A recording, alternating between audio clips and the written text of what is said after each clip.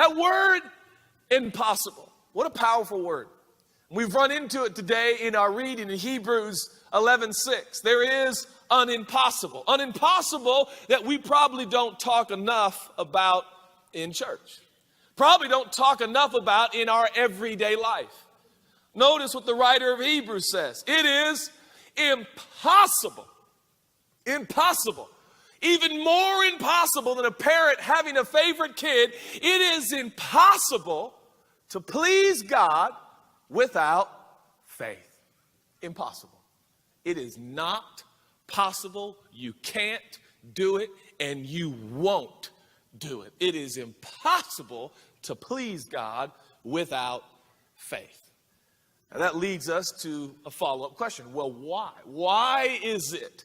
I mean, this word impossible, this is imperative. In the original language, it is absolute, it is ironclad, it is absolutely, fundamentally, theologically impossible to please God without faith. Well, why? Before we answer that why, I want us to lean in and sink into the context here of this ancient book. The context of this ancient letter. This is a letter written to Hebrews. Written to Hebrew people. That's why it's called Hebrew. Okay, tough crowd. And we'll just keep it coming. We'll just keep it coming. Some are like, oh, that makes sense. Yeah, it was kind of a... Okay, so it's written to Hebrew people. Now, a little bit of backstory, context, and understanding of why this book was written. Why this letter was written. For an extended period of time, the followers of Jesus, people of the way, had experienced an extended time of peace. There was peace. Peace around those who claimed Jesus was the Messiah, that he was the way, the truth, and the life, that nobody gets to the Father except through him. Their lives were reasonably peaceful. Now, by the time this letter is written, much persecution has arisen. There are new leaders and emperors that are beginning to execute people who claim Jesus to be God. They are feeding them to lions and coliseums. They are beheading them. They are stopping going to their businesses or doing business with them. It is starting again to divide families and to rob people of their income. Now, following Jesus has become challenging, difficult.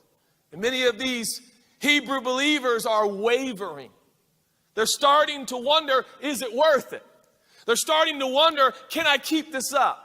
They're starting to wonder, can I keep following Jesus? Should I keep following Jesus? Is this really what Jesus meant? What if it costs me my life, or worse? What if it costs the life of my children or loved ones? We have no money for food now. What's going on? Where's God? Jesus, you've left us. Is this what you meant? And all of a sudden, questions are inundating the believers. Should we continue our level of commitment to Jesus? Now, maybe you can relate. You say, well, Judah, no one's feeding us to lions and coliseums or beheading us or killing us. Although there are places on this earth, things such as those are in fact taking place because people claim that Jesus is the Messiah, that he is God.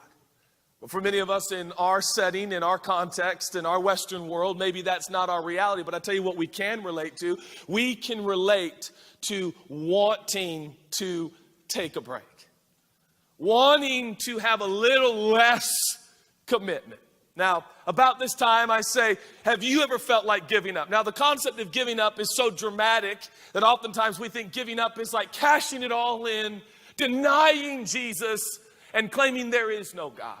But I think one of the forms of giving up is not moving anymore.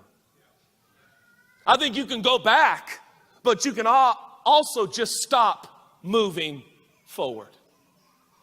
Stop progressing. I want to say something about God that's imperative for us to understand.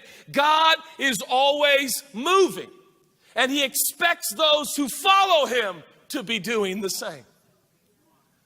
It's okay. You don't have to amen me. I get it. I get it.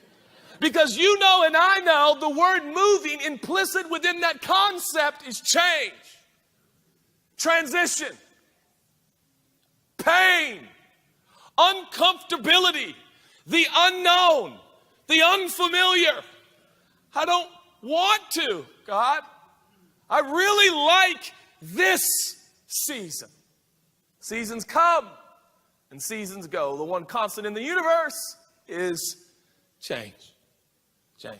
God is always moving. Have you ever felt tempted to just go, I'm just going to kind of camp here?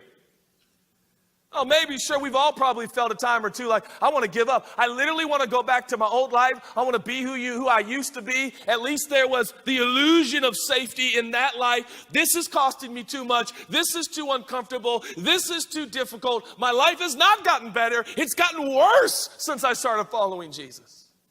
If you have ever felt like giving up, if you've ever felt like going back or staying right where you are and stopping the progress and the purpose of God in your life, this letter is for you. This letter is for you. And the impetus of this letter is very simple.